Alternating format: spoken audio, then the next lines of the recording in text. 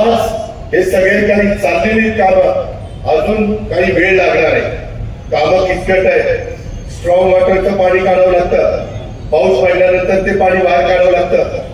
जरा कुठे चोकअप झालं की लगेच काहीतरी 72 असे एक अर्धा तास पाणी थांबलं. बघा पाणी बारामती पाण्यात गेली. अरे किती तासा करता गेली.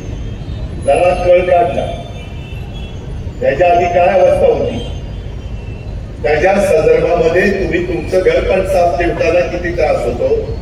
आपण बारामती स्वच्छ होईल त्या इंदूर सारखा करायचा माझा प्रयत्न चाललेला आहे. कुठेही जनावर सुटायची, कुठेही फिरायची, त्यांच्याकरता आता आपण कोंडवडा तिथं केलेला आहे.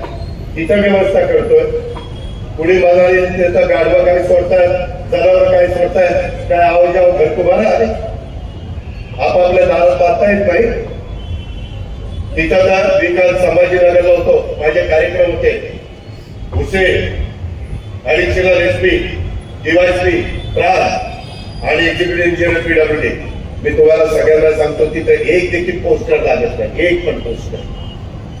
सार्वजनिक ठिकाणी एक पोस्टर लागत नाही. हायकोर्टाचे आदेश आहे.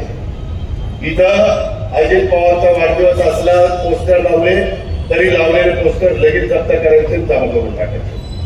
अजित पवार पासूनच सुरुवात करा. कुणाचे लाट देऊ नका. आणि जिथं महत्वाचे आपले अथॉरिटिक बोर्ड आहे, कुणाला लावायचे त्यांना ओळखीचं लावा.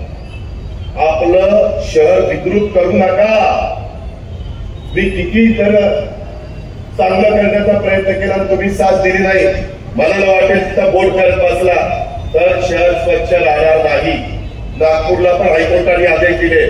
नागपूरला कुठेही बोर्ड लागत नाही. संभाजीनगरला कुठेही बोर्ड लागत नाही. आणि तुम्ही घाबरू नका.